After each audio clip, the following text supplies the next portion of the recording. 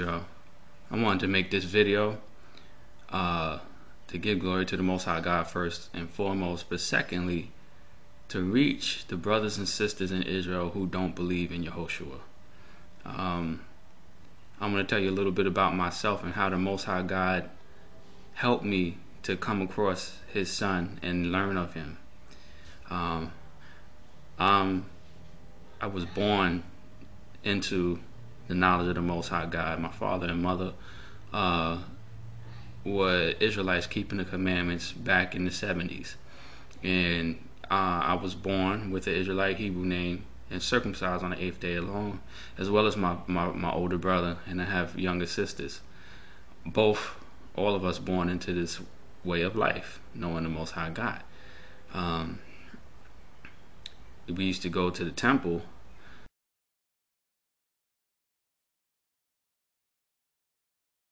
and in this temple we kept the laws, we kept the Torah, we kept the commandments.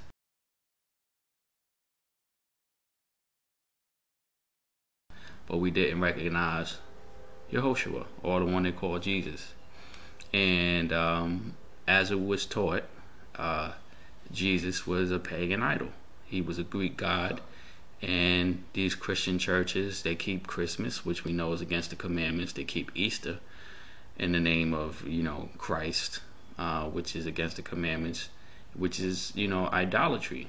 And then secondly, we were taught that the so-called New Testament was not written by the hand of the Most High God, not inspired by the Spirit of the Most High, and that it was basically a novel or a comic book or something like that.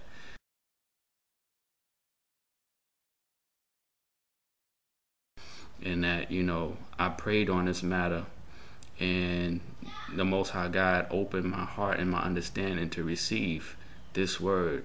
The one they call Jesus, or Yehoshua, said nothing against keeping the commandments. Everything he did, everything he was about was keeping the commandments.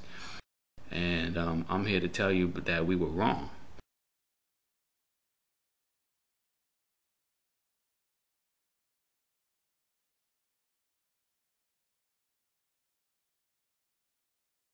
He was prophesied of in Deuteronomy, in Psalms, in Isaiah, Jeremiah. He's prophesied to come from the seed of David to rule forevermore. And his name was Yehoshua. Now, we was taught that the Greek was a pagan language, which it is. But then the Most High God, he's revealing the truth of his scriptures. I have here right now, for those who believe that the New Testament is not inspired by the Most High because of the language it was written in. Here's a copy of the Aramaic New Testament, which gives the words of Yehoshua in its raw and pure form, untouched by the Greeks or the Romans or any of these things, and just uncovered within the last few years. And in it has the Aramaic, which is the mother language of Hebrew, and the English next to it. Okay.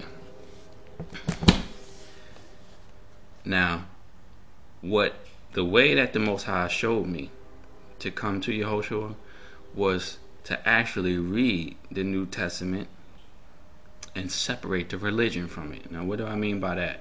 Like I said, we already know these so-called Christian holidays are totally pagan and idolatry in its nature.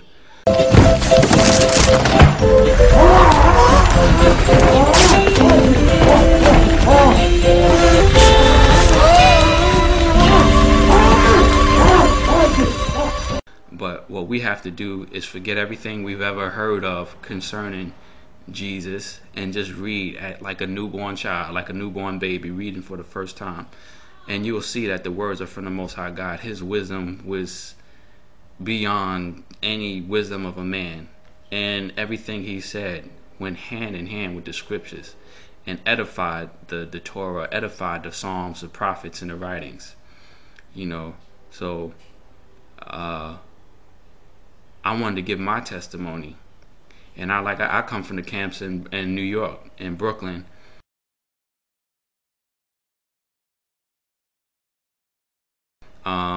where there's a whole lot of wickedness going on in those camps and those Knessets, where you have the leaders and the teachers and the preachers and the pedophilia.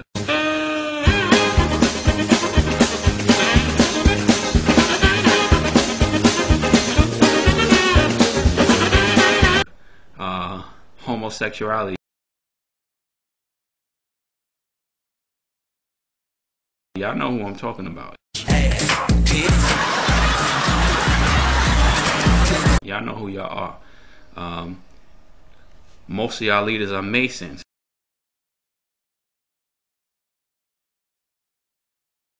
And y'all still rock the 6-pointed star to this day.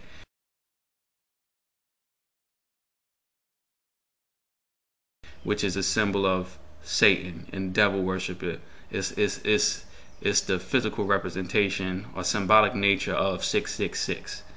And many of y'all still wearing that stuff today. Y'all holding on to idolatry and devilry. Y'all holding on to the teachings of Babylon, and not the teachings of the Most High God. Because you're mixing the teachings of the Most High God with the Babylonian mystery religions. Incest.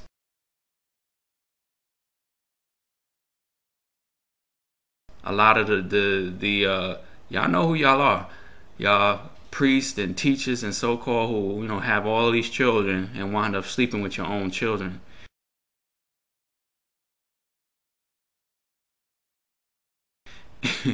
And then go up there and then want to spread your hands over the congregations and say prayers. Y'all know who I'm talking about in New York. And when the word was spread out and it was come out that all this stuff was going on, you tell all the leaders of the other camps in New York and Brooklyn, they did nothing. Why did they do nothing? Because they all Masons.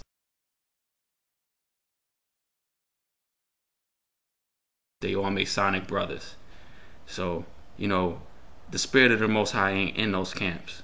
The spirit of the Most High God is only in these days and times through Yehoshua. We asked for the Most High God not to deal with us directly in Exodus when we left the land of Egypt. And the Most High God sanctified us and told us to come to his mountain. And the Most High God spoke to us directly. And we said, no, send your messenger to speak to us directly. That we not die, that we not hear your voice and die. So he did send his messenger. And he put his word and his spirit, the spirit of his word, into Yehoshua, his firstborn son. So everything Yehoshua said was directly from the Father. Just like it says in Deuteronomy 18, and I think it's the 5th verse.